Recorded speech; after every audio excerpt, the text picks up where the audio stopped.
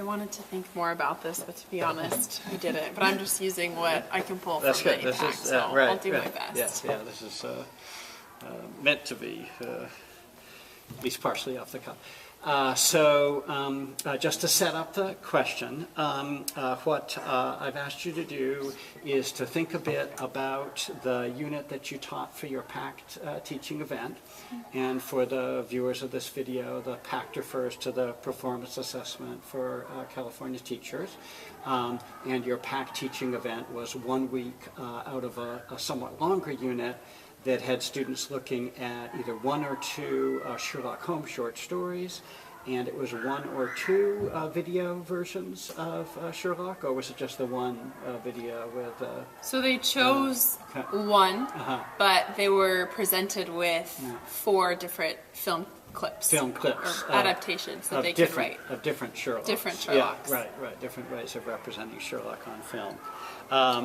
And they were asked to compare the different ways that Sherlock was represented and to describe what his characteristics were based on those two different representations. Is that basic? Right. Yeah. So that, and then in addition to discuss the effects that those differences of characterization have on the audience. Right. So how do those differences cause the audience or the reader to see the character of Sherlock Holmes differently, and what might the significance of that be for their viewing or reading experience? Right. Yeah. So as we look at particularly the 1 week that you chose to use to focus on for your PACT teaching event, and also the larger unit, now that the students have all finished that larger unit, what I'll be asking you to do now is to look at it in terms of what you felt the strengths of your teaching were, what you felt some of the weaknesses of your teaching of that larger unit were, and then as you move forward, how you might, of course, play on the strengths and reduce what you consider the weaknesses. Definitely. So I'd say starting with strengths, the close reading, where there was direct instruction with a PowerPoint of what closely reading means and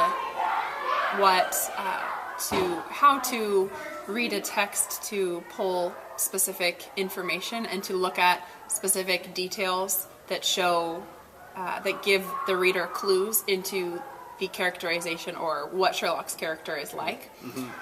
And then they used the textual evidence to make observations or mini claims that they would, it was like a brainstorming pre-writing that we did, and we did it aloud in class. Should I explain more about it, or?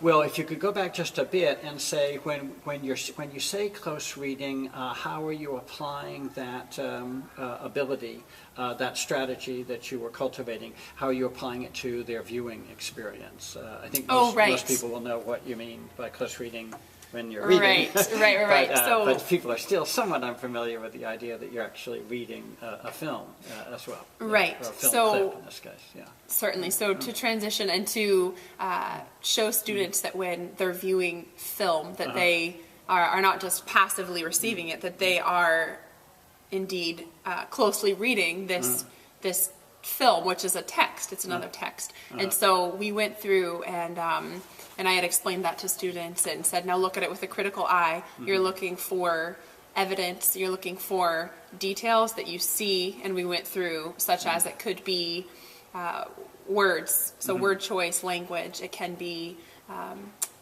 body language. It can be interactions, behaviors. It can be tone. So look for that evidence and what moments do you see in the film that gives you some insight or understanding into Sherlock's character. And so I had them view it with that lens, and then I paused after a moment or at a key moment that I had felt planned out ahead of time that really told something significant about Sherlock's character. Then I paused it and then asked guiding questions such as, so what did you see? What sort of tone does the character Sherlock use? and what might this tell you about Sherlock's character?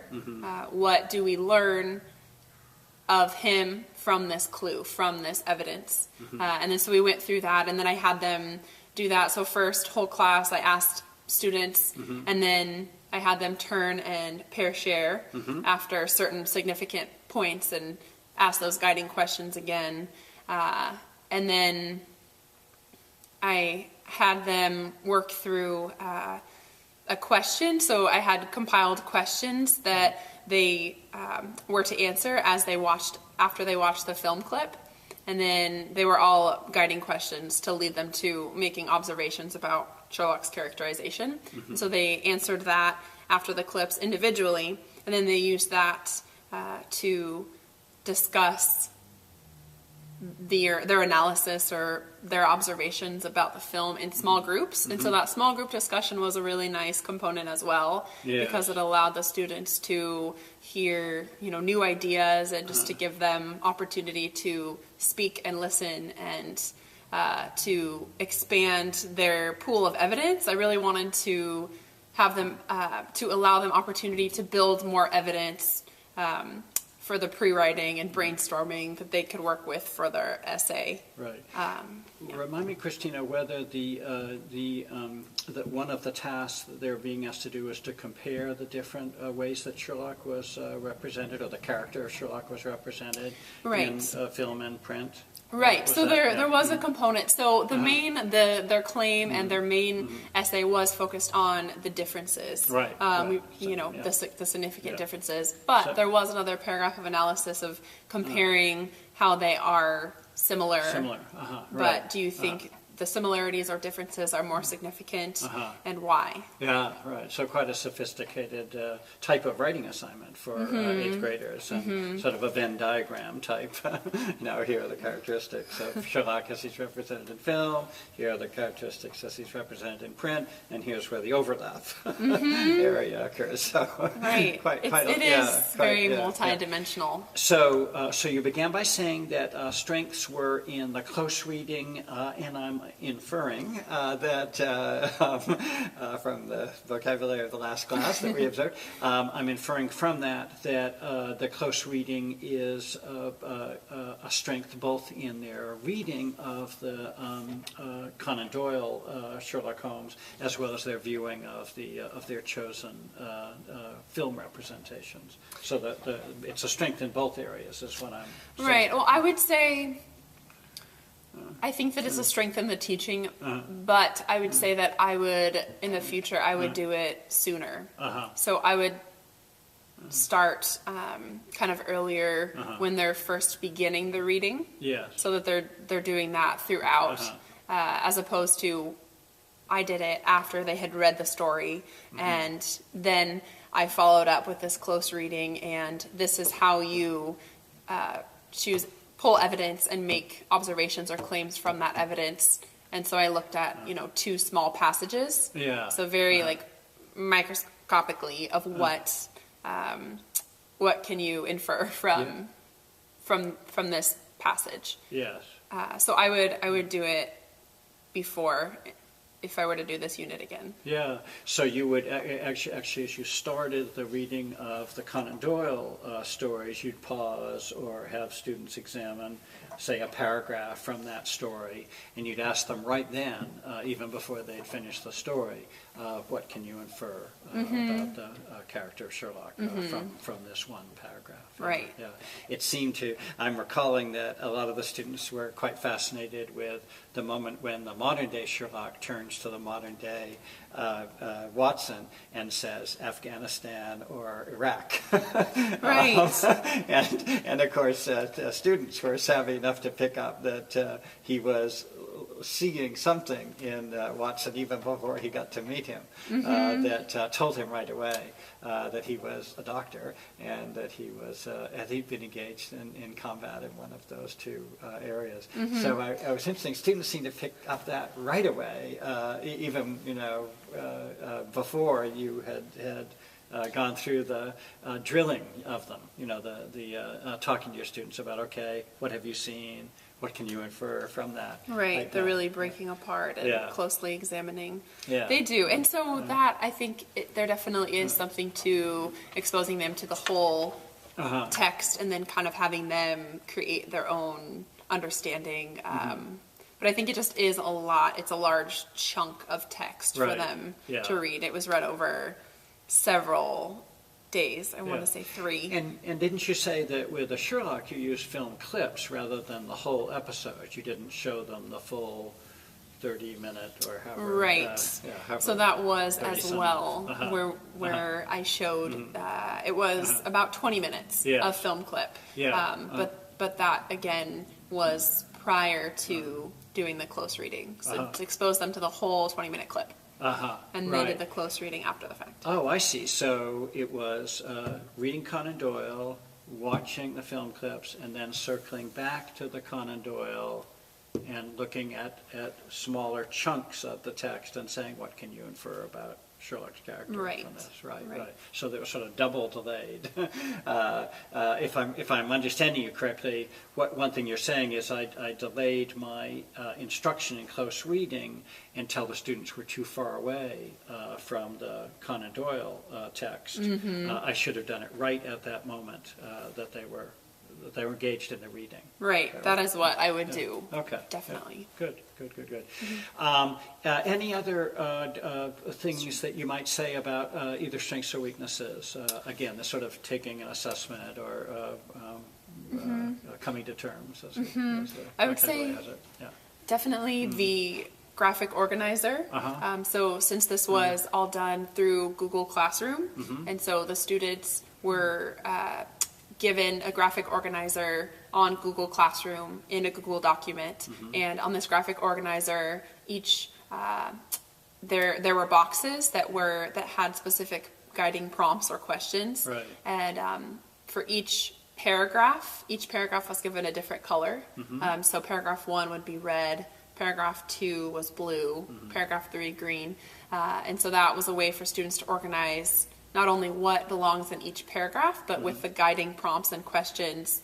You know, for example, it would say in the first box, write your hook here, and then in parentheses it said, remember that a hook can be an anecdote, parentheses, another story, Right. or a statistic. Right. And the following box would say, write your transition here that connects your hook to your claim. Right. And the next box, your claim, which is be sure that your claim is not just a summary of Sherlock's character, but be sure that you take a specific position of what Sherlock is like in the original stories, as well as what Sherlock is like in the original stories. Right. And say something of what effect that might have. Right.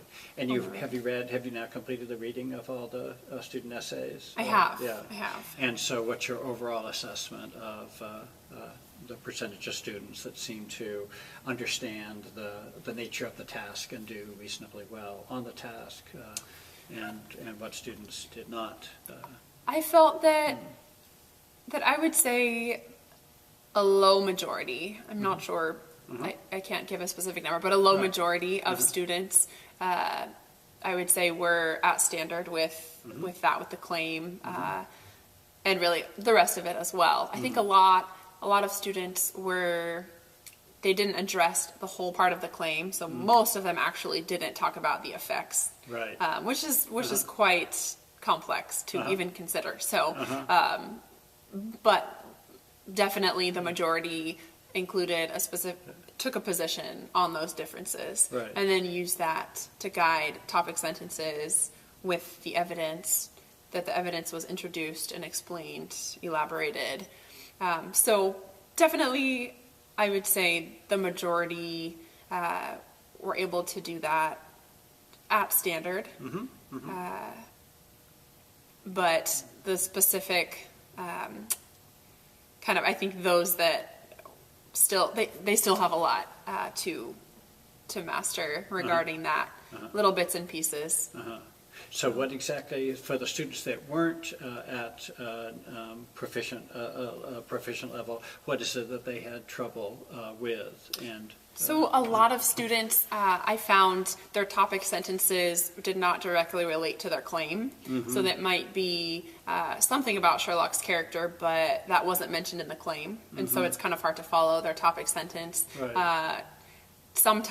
Often they didn't provide enough explanation or elaboration. Oftentimes the quotation was not introduced, such as context and speaker and who is being spoken to. Right. And so, in citation, of course. So I'd say those, probably the biggest pattern I saw was the not adequate explanation or elaboration. Right. As well as the analysis of the effects of those differences that was in the paragraph before the conclusion. Right. So that was what you were talking about as the most challenging part of the essay assignment. Right. Is the effect of those differences. The effect, and by effect you mean the effect of those differences on the viewer and reader, or the how are you defining right, the effect on the viewer and reader. So, for example, a lot of students argued that the modern Sherlock from various film adaptations was more humorous and also more cynical and sarcastic. And so they, right, which is very true. And so they were spot on with that. But a few of them did go so far as to say the effect of that, perhaps the director wanted to appeal to a more modern audience that is looking to be entertained. And so some of them did take it far. And one student I remember wrote that the original Conan Doyle Sherlock was more proper and less rude, more or less. And so that student had argued that perhaps that was because the audience at that time, or the readers, would have expected that because manners were more a part of society. I think society was better mannered. Right. And there was more depending on your social class. Right. And there was, of course, more formality depending on class as well. Right. But probably for those that had access to this text, it was more of a formal, well-mannered society. And so there couldn't be too much of that sort of extreme nature that we see in the modern Sherlock. So things like that. The students definitely touched on it, and a few of them did quite a good job with that analysis, but the vast majority were not there. Yeah. And final question is, going forward, maybe particularly thinking of the 2 weeks where you'll be flying solo, what do you see as you bringing forward from this experience of teaching the Sherlock unit that you'll want to keep in mind as you put together your own curriculum and your own lessons for that? I would say one of the biggest things is checking for students' prior knowledge and prior skills and understanding. Right. Because I think that I just assumed, I did the fatal error of assuming that students had a better grasp on what a claim is and the components of a claim and just all of the topic sentences and all of that, the academic language that they needed to have, a strong knowledge of in order to apply for their essay. Right. And so just taking that for granted, I would definitely implement more checks for prior knowledge. So asking, maybe a quick write, or maybe at the end of a class, an exit ticket. Perhaps, I feel like I would really want to see that and have it probably in front of me as opposed to just asking a few students. Right. Because I felt that there were several students that, even as I was conferencing with them as they were writing their essays, they had questions about basic language. So what is a claim, and what should be in my hook? And we had gone over the hook, but the claim definitely was just assumed. Right, right. So that would be a big one. I was observing a class yesterday where all the students had either finished or were just about to finish a historical novel on the American Revolution called My Brother Sam is Dead. And one of the students who was listening to the novel being read aloud as his way of finishing the novel turned to his fellow student at his desk and said, "Now, is this story true?" Oh, wow. And so my comment to the student teacher and the mentor teacher is, just because we teach something does not necessarily mean our students learn something. Right, right. But they both pointed out that that was a great question to ask at that point, because something very dramatic happens, very gruesome. And so the student that would be a likely point where the student said, "Oh my God, was this really true?" Okay. So, yeah, because of the nature of what they were just listening to. So, Yes, anyway, thank you very much for being so conscientious and careful about describing what you learned from the teaching unit, and thank you very much for taking the time to make this video. My pleasure. Thank you. Thanks. I hope the sound at the beginning wasn't